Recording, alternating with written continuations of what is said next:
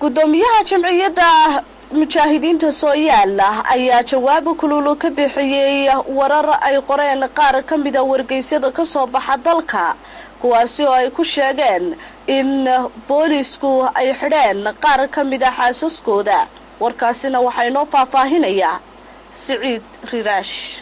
gudoomiyaha jamciyadda mujaahidiinta ee Soomaaliya mudane Xasan Cabdi Maxamed ayaa warar xaqiiqada baalmarsan isla markaana saliya raatoon aan lahayn ummadana lagu marin habaabinaya ku tilmaamay war ku soo baxay wargeyska madaxa bannaan ee Hubaal warkaasi oo lagu sheegay in xubnaha weena oo tiradoodu dhanayd 4 dumar isla markaana ka yimi magaalada Burco oo cabasho tabasha la hortagay guriga madaxtooyada dalka ay ciidanka bileysku xarig sharci darro iyo waliba garaacid isugu dareen taasi oo gudoomiyuhu ku eedeeyay kooxda la magac baxday madasha wada tashiga in ay haweenkani ka soo lugeeyeen magaalada Burco isla markaana ay magaalada Hargeysa u keeneen si ay ugu adeegsadaan qas iyo khalkhal ay dalka ku carqaladeynayaan gudoomiyaha ayaa sida oo kale Faysal Cali Waraabe gudoomiyaha xisbiga mucaaradka UCID ugu baaqay in uu faraha kala baxo hawlaha ururka SNM iyo mujaahidiinta taasi oo gudoomiyuhu hoosta ka xariiqay in aanu Faysal Cali Waraabe haba yaraatee waxba ku lahayn halgankii dib u xaraynta dalka isagoo sidoo kalena kula taliyay gudoomiye Faysal Cali Waraabe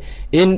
xisbiga UCID hadii uu taladiisa hanan kari waayay uu ku wareejiyo kooxdan madasha wada tashiga ee dibad wareega ah labada qodob kala ah in la shaqaalaysiiyo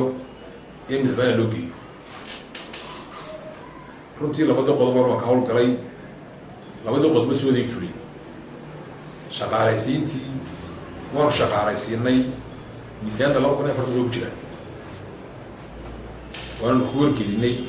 aynkaas in la sameeyay